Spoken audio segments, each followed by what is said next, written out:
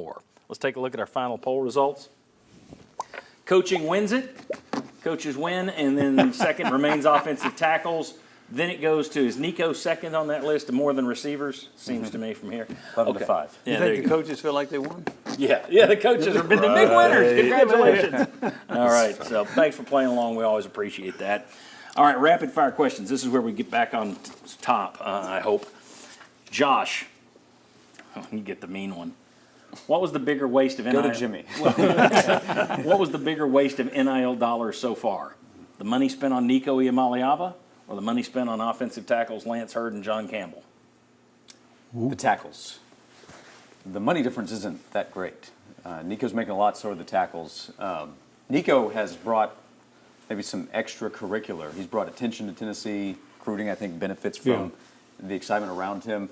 All of them need to play better, and they would agree with that. If you ask them, we need to be better. But if we're talking about the tackle issue, like they challenged the coaches in that poll, which is not easy to do. Yeah. So I would say the tackles over Nico. Well, and also the tackles impact Nico more than Nico's going to impact. Yes. They can make him look bad. He can't do much to make the tackles. If they're better, so is he. There you go.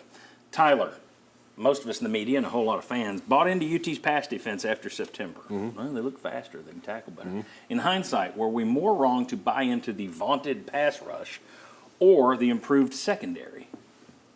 The improved secondary. You liked what McCoy has given you since his transfer over. You like some of the different looks that Boo Carter has given you. I still have faith in this pass rush. I think that last night, you need to give credit where credit is due. Sam Pittman is still a mastermind when it comes to how his offensive line performs. And I think last night that they had a scheme cooked up to keep Tennessee and Taylor Green off his backside for majority of the game.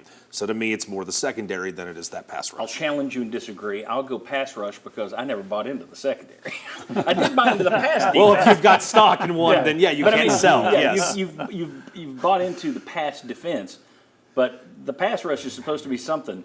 You went into last night's game 15th in the SEC in sacks. So we Right. can talk about quarterback hurries all we want. They don't get the quarterback on the ground. And that includes the greatest player in college football, James Pierce, who now has 1 sack on the year because you add up his 2 half sacks and you get 1 hole through 5 games. So I'm going to go pass rush. All right. But you're probably right. Did you I'm just trying to your be own mean. question, by the way, I'm just John? trying to be mean. I'm just trying to be mean. Jimmy, Tennessee committed another 10 penalties yesterday, ranging from personal fouls like low, late hit on Taylor Green to running into the punter, which was monstrous. Are the high penalty numbers year in and year out a growing concern regarding Heupel, the coach? Discipline. Can I get your answer first? No. That's the point of this. Yeah, it I get is. to come back and correct you. It is a growing concern. It's a growing concern in close games, and last night was a close game. That the penalty on the roughing the punter where they slapped him upside the helmet, some of the illegal procedure penalties on offense that stymied drives, just a variety of those things, it makes it, the margin for error is much less when you are having those penalties. And so, yeah, it can come back to bite you.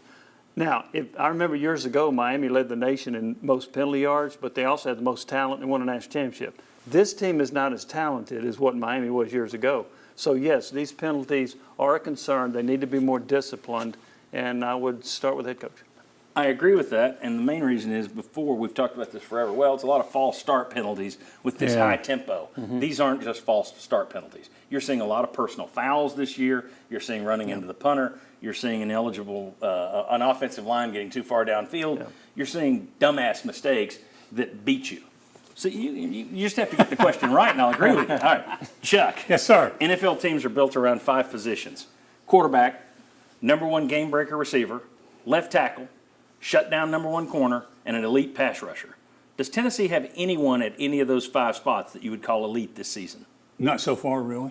You thought you had the pass rusher, right? But as it's played out, you 2 half sacks.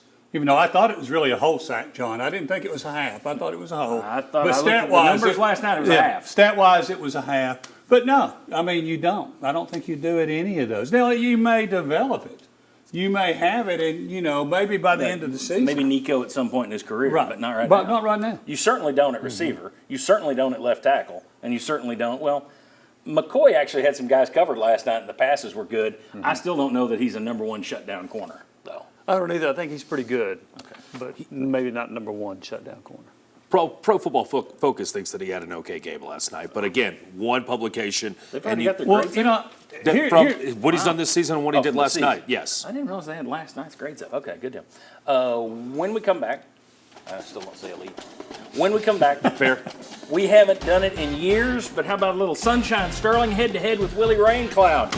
What are the 3 things you can build on? What are the 3 things you can't? Fans have been clamoring for it. You want it, we give it. 3 up, 3 down. Next.